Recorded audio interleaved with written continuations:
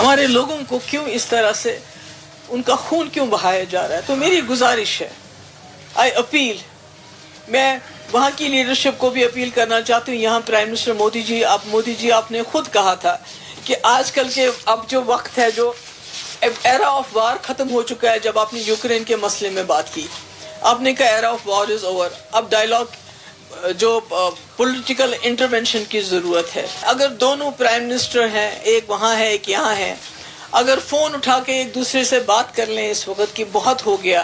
आपने जो करना था आपने कर लिया, हमने जो करना था हमने कर लिया, मगर बीच में जम्मू कश्मीर के मासूम लोग मारे जा रहे हैं, इसलिए इसको रुकना चाहिए। ബസന്ത് എങ്ങനെയാണ് മെഹബൂബ മുഫ്തിക്ക് പ്രതികരണം? നിങ്ങൾക്ക് എന്താണ് ചെയ്യാനുള്ളത് നിങ്ങളത് ചെയ്തു, നമ്മൾക്ക് എന്താണ് ചെയ്യാനുള്ളത് നമ്മളത് ചെയ്തു എന്നാണ് പറയുന്നത്. പാകിസ്ഥാൻ എന്താണ് കാണിച്ചു കൂട്ടിയതെന്ന് നമ്മളെക്കാളൊക്കെ കശ്മീരിയായ മെഹബൂബ മുഫ്തിക്ക് നല്ലപോലെ അറിയാവുന്നല്ലോ. ഉമർ അബ്ദുള്ളയുടെ പ്രതികരണം കൃത്യമായി കേട്ടതാണ്. ഇത് പാകിസ്ഥാൻ തുടങ്ങി വെച്ചതാണ്, പാകിസ്ഥാനാണ് മര്യാദ പാലിക്കേണ്ടത്, പാകിസ്ഥാന്റെ ആയുധങ്ങൾ നിശബ്ദമാക്കിയാൽ ഈ സാഹചര്യം മാറും, അത് തയ്യാറാണ് എന്ന് ഉമർ അബ്ദുള്ളയൊക്കെ വളരെ ശക്തമായി പറയുന്നതാണ്. എന്താണ് മെഹബൂബ മുഫ്തിയുടെ ഈ പ്രതികരണത്തിന്റെ പ്രതികരണം? മെഹബൂബ മുഫ്തി ഇന്നലെ തന്നെ ഈ ജമ്മുവിൽ ആക്രമണം ഉണ്ടായി എന്നുള്ളതും നിരവധി പേർ കൊല്ലപ്പെട്ടു എന്നുള്ള വിവരങ്ങളൊക്കെ പങ്കുവച്ചിരുന്ന ഒരു സാഹചര്യമാണുള്ളത്. ഇതിൻ്റെ തുടർച്ചയായിട്ടാണ് ഇന്ന് ഒമർ അബ്ദുള്ള ഇന്ന് ജനങ്ങളെ കാണുകയും അത് പരിക്കേറ്റ് ആശുപത്രിയിൽ കഴിയുന്നവരെ സന്ദർശിക്കുകയൊക്കെ ചെയ്ത ശേഷം പാകിസ്ഥാനെതിരെ ഒരു നിലപാട് പ്രഖ്യാപിച്ചതിന് പിന്നാലെയാണ് മുൻ മുഖ്യമന്ത്രിയും ഇപ്പോൾ പ്രതിപക്ഷ നേതാവുമായ മെഹബൂബ മുഫ്തി ഇക്കാര്യത്തിൽ പൊട്ടിക്കരഞ്ഞുകൊണ്ട് കുട്ടികൾ എത്രയോ മരിക്കുന്നു, ഇത് പാകിസ്ഥാനും ഇന്ത്യയും ചർച്ച ചെയ്യണം എന്നുള്ളൊരു നിലപാടിലേക്ക് വരുന്നത്. മെഹബൂബ മുഫ്തിയുടെ പാർട്ടി നേരത്തെ BJPയുമായി ചേർന്ന് ജമ്മു കാശ്മീർ ഭരിച്ചിരുന്നതാണ് എന്നുകൂടി ഓർക്കേണ്ടതുണ്ട്. മെഹബൂബ മുഫ്തിയുടെ അച്ഛൻ മുഫ്തി മുഹമ്മദിൻ്റെ നേതൃത്വത്തിൽ. അപ്പോൾ ആ ഒരു പശ്ചാത്തലം കൂടിയുണ്ട്. ഇപ്പോൾ പാകിസ്ഥാനുമായി ചർച്ച വേണം എന്നുള്ളൊരു നിലപാടാണ് മെഹബൂബയ്ക്കുള്ളത്. ഡൽഹിയിൽ നടക്കുന്ന മറ്റ് ഇപ്പോഴുള്ള യോഗങ്ങളെക്കുറിച്ചുള്ള അറിയിപ്പുകളോ എന്തെങ്കിലും അതിനെ സംബന്ധിച്ച് ഉള്ള നീക്കങ്ങളെ സംബന്ധിച്ച് എന്തെങ്കിലും അങ്ങനെ അപ്ഡേഷൻ എന്തെങ്കിലും ഉണ്ടോ വസന്ത്? ഇല്ല, ഇത് റൂട്ടീനായിട്ടുള്ള യോഗങ്ങളാണ്. എല്ലാ ദിവസവും ഈ ഒരു സ്റ്റോക്ക് ടേക്കിംഗ് ഒരു മീറ്റിംഗാണ് ഇപ്പോൾ നടന്നുകൊണ്ടിരിക്കുന്നത്. അതായത് രാവിലെ പ്രതിരോധ മന്ത്രിയും സേനാ മേധാവികളുമായിട്ടുള്ള കൂടിക്കാഴ്ച, അത് കഴിഞ്ഞ് ആഭ്യന്തരമന്ത്രിയുടെ യോഗം, BSF CISF ഡയറക്ടർ ജനറൽമാരുമായിട്ടുള്ള യോഗം, റൂട്ടീനായിട്ടുള്ളൊരു യോഗമാണുള്ളത്. ഇതിൻ്റെയൊക്കെ ആ ഒരു ബോർഡർ സുരക്ഷ അല്ലെങ്കിൽ അതിർത്തിയിലെ സുരക്ഷയാണ് പ്രത്യേകിച്ചും അമിത്ഷായുടെ നേതൃത്വത്തിലുള്ള വിലയിരുത്തലുണ്ടായത്. ഇന്നലെ രാത്രി ഉണ്ടായ ആക്രമണങ്ങളും പ്രത്യാക്രമണവും ഒക്കെയാണ് പ്രതിരോധ മന്ത്രാലയത്തിൽ പ്രതിരോധ മന്ത്രിയുടെ നേതൃത്വത്തിൽ നടന്ന യോഗത്തിൻ്റെ അജണ്ട. വസന്ത്, ഇപ്പോൾ മെഹബൂബ മുഫ്തി പറഞ്ഞ ചർച്ച നടത്താൻ പാകിസ്ഥാന്റെ ഷഹബാസ് ഷെരീഫ് എവിടെയാണോ എന്ന് പോലും കൃത്യമായി അവരുടെ ഒരു പ്രതികരണങ്ങളില്ല. അവിടുത്തെ സൈന്യത്തിന് ആരാണ് നേതൃത്വം നൽകുന്നത് എന്ന് പോലും അറിയില്ല.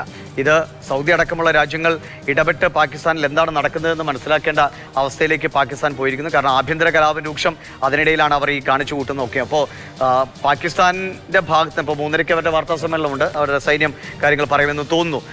എന്താണ് യഥാർത്ഥത്തിൽ പാകിസ്ഥാനിൽ നടക്കുന്നത്? അത് പുറം ലോകം ഇപ്പോൾ അറിയുന്ന കാര്യങ്ങൾ അതിനപ്പുറത്തേക്കുള്ള ഭീകരമായ അവസ്ഥയിലേക്ക് പോയിക്കൊണ്ടിരിക്കുകയാണോ പാകിസ്ഥാൻ?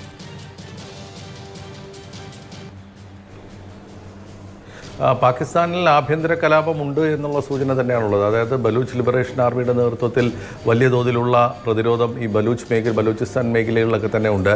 അതോടൊപ്പം തന്നെ ഇപ്പോൾ ലാഹോറിൽ കഴിഞ്ഞ ദിവസം ഈ സംഘർഷത്തിനിടയിൽ പോലും രാത്രി ഇമ്രാൻഖാൻ അനുകൂലമായിട്ടുള്ള പ്രകടനങ്ങൾ, ഇമ്രാൻഖാനെ മോചിപ്പിക്കണമെന്നുള്ളൊരു ആവശ്യം.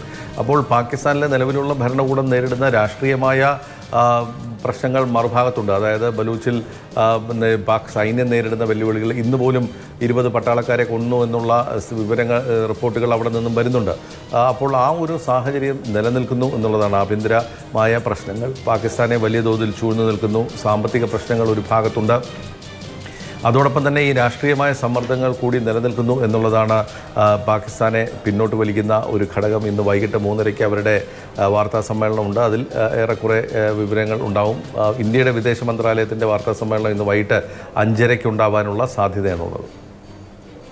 വിവരങ്ങൾ നൽകിക്കൊണ്ടിരിക്കുന്ന അപ്പോൾ ഇന്ത്യയെ സംബന്ധിച്ചോളം ഇന്ത്യ ഡെയിലി റൊട്ടീൻ, അതായത് നമ്മുടെ ദൈനംദിന ഈ ആലോചനകൾ, കൂടിയാലോചനകൾ, അതിന്റെ ഭാഗമായി തന്നെ ഇത്തരം കാര്യങ്ങൾ കൂടി ഇനി പ്രധാനപ്പെട്ട നമ്മൾ ഇനി അടുത്ത മണിക്കൂറിൽ 3:30 പാകിസ്ഥാന്റെ ഭാഗത്തുനിന്നുള്ള വാർത്താ സമ്മേളനമുണ്ട്. അതിനുശേഷം 5:30 പിന്നീട് ഇപ്പോൾ UK ഫോറിൻ സെക്രട്ടറി, വിദേശകാര്യ സെക്രട്ടറി ഡേവിഡ് ലമ്മി ഇന്ത്യ വിദേശ മന്ത്രിയെ വിളിച്ചിരിക്കുന്നു. അതായത് ജയശങ്കറിനെ ബന്ധപ്പെട്ടപ്പോൾ അറിയിക്കുന്നത് ഇന്ത്യ ഒരു ഈ ടെററിസത്തിനെതിരായ നീക്കമാണ് നടത്തുന്നത്. അതിന് ഒരു തരത്തിലുള്ള വിട്ടുവീഴ്ചയും ഇല്ല എന്ന് UK അറിയിച്ചിരിക്കുന്നു. പിന്നീട് പഞ്ചാബ് മുഖ്യമന്ത്രി ഭഗവന്ത് മാന്റെ അറിയിപ്പ് വരുന്നു, ഒരു തരത്തിലും ആളുകൾ പരിഭ്രാന്തരാകരുത്, ഒരു തരത്തിലും ആളുകൾ മറ്റ് ഫേക്ക് ന്യൂസുകളൊന്നും വിശ്വസിക്കരുത്. അപ്പോൾ എല്ലാ ഇൻഫർമേഷനും സർക്കാരിന്റെ ഭാഗത്ത് നൽകുന്നുണ്ട്, അത് വിശ്വസിക്കുക.